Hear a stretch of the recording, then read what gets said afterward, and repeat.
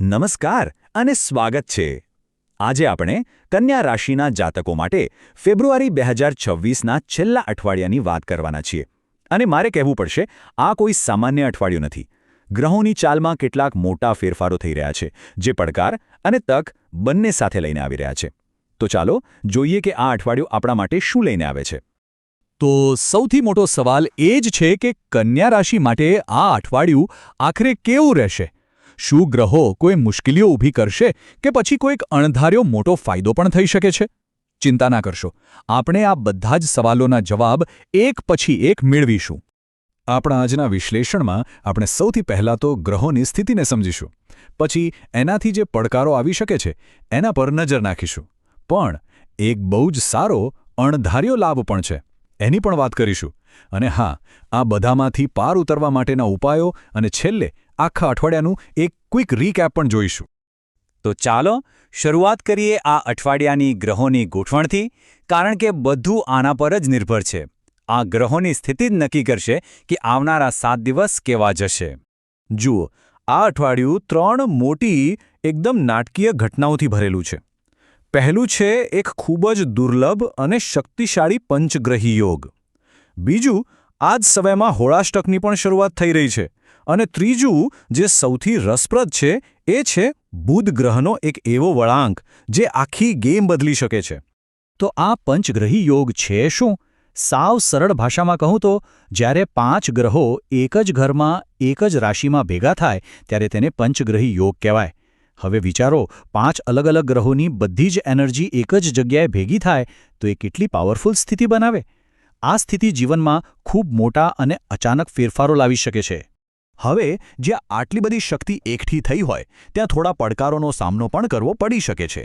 તો ચાલો હવે એની વાત કરીએ. આ જાણવું ખૂબ જ જરૂરી છે, જેથી આપણે પહેલાથી જ સાવચેત રહી શકીએ.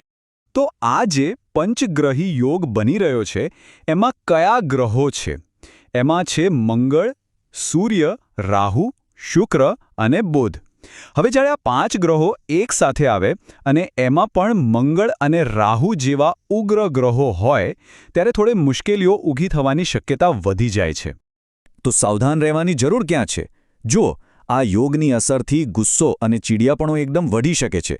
ખોટા લોકોની સોબતમાં ફસાઈ જવાનું જોખમ પણ છે. અને હા, ખાસ કરીને એવા લોકોથી સાવચેત રહેજો જે મિત્ર બનીને પાછળથી ઘા કરે છે. સાથે સાથે શારીરિક થાક અને મૂડ સ્વિંગ્સનો અનુભવ પણ થઈ શકે છે. અને આટલું ઓછું હોય એમ, આ જ સમયગાળામાં હોળાષ્ટક પણ શરૂ થઈ રહ્યું છે. હોળી પહેલાંના આ 8 દિવસોને જ્યોતિષમાં થોડા અશુભ માનવામાં આવે છે. એવું કહેવાય છે કે આ સમયમાં વાતાવરણમાં નેગેટિવ એનર્જી અને ઈર્ષ્યાનું પ્રમાણ વધી જાય છે. એટલે જ આ સમયમાં કોઈ નવા કે શુભ કાર્યો ટાળવાની સલાહ અપાય છે. એટલે તો પેલી જૂની કહેવત છે, બુરી નજર વાલે તેરા મુંહ કાલા. આ કહેવત આપણને યાદ અપાવે છે કે આવા સમયમાં આપણે આપણી જાતને નકારાત્મક ઉર્જા અને ખરાબ નજરથી બચાવવા માટે સક્રિય રહેવું પડે છે. પણ અહીંયા એક ખૂબ જ રસપ્રદ અને પોઝિટિવ ટ્વિસ્ટ આવે છે. આટલા બધા પડકારોની વચ્ચે એક ગ્રહ જાણે કે મદદ માટે આગળ આવી રહ્યો છે. અને એ ગ્રહ છે કન્યા રાશિનો સ્વામી બુધ.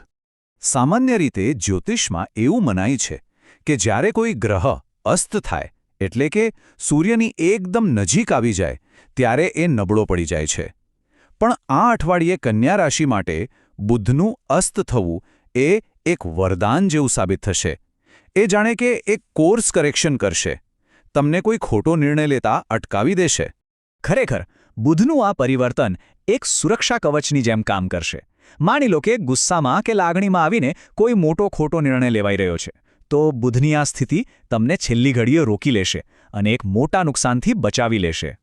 તો હવે સવાલ એ થાય છે કે આ પડકારોને પાર કરીને અને બુધની આ સકારાત્મક ઉર્જાનો લાભ લઈને આ અઠવાડિયાને શ્રેષ્ઠ કેવી રીતે બનાવી શકાય? તો ચાલો હવે આપણે તેના ઉપાયો વિશે જાણીએ. હવે આપણે કેટલાક એવા સરળ પણ ખૂબ જ અસરકારક શાસ્ત્રોક્ત ઉપાયોની વાત કરીશું. આ ઉપાયો નકારાત્મકતાને દૂર કરીને સકારાત્મકતાને વધારવામાં ચોક્કસપણે મદદરૂપ થશે. અહીંયા ધ્યાન આપજો, જો મંગળના કારણે ગુસ્સો વધી રહ્યો હોય તો સુંદરકાંડનો પાઠ કરવો શ્રેષ્ઠ રહેશે. હોળાષ્ટકની નકારાત્મક એનર્જીથી બચવા માટે ઘરના મુખ્ય દરવાજા પર સરસના પાનનો તોરણ લગાવો. શારીરિક નબળાઈ લાગતી હોય તો 27 તારીખે આમલકી એકાદશી છે, એ દિવસે આમળાનું સેવન કરો અને જીવનમાં સંતુલન માટે દરરોજ સવારે સૂર્યદેવને જળ અર્પણ કરો. આ સરસના પાનનો ઉપાય થોડો ખાસ છે, પણ બહુ જ સરળ છે. સરસના ઝાડના પાન લાવીને એનું એક નાનકડું તોરણ બનાવવાનું છે. પછી એને એક વિશેષ મંત્રથી શુદ્ધ કરીને ઘરના મુખ્ય દરવાજા પર લટકાવી દો. માન્યતા છે કે આમ કરવાથી કોઈ પણ પ્રકારની નકારાત્મક શક્તિ ઘરમાં પ્રવેશી શકતી નથી. ચાલો હવે ફટાફટ આખા અઠવાડિયા પર એક નજર નાખી લઈએ, જેથી કઈ તારીખે શું ધ્યાન રાખવાનું છે એ યાદ રહે. આ તારીખો નોંધી લેજો. 21 તારીખે મનોરથ ચતુર્થી છે. 24 તારીખથી હોળાષ્ટક શરૂ થઈ રહ્યું છે, એટલે ખાસ સાવધાની રાખવી. 25 અને 28 તારીખે બુધનું રક્ષણાત્મક પરિવર્તન ખૂબ જ લાભદાયી રહેશે. અને હા, 27 તારીખે સ્વાસ્થ્ય માટે આમલકી એકાદશીનો શક્તિશાળી દિવસ ચૂકશો નહીં. તો આ સંપૂર્ણ જ્યોતિષીય માર્ગદર્શન હવે આપણી પાસે છે. આ માહિતી સાથે આવનારા પડકારજનક પણ સાથે સાથે તકોથી ભરેલા સપ્તાહનું આયોજન કેવી રીતે કરવામાં આવશે?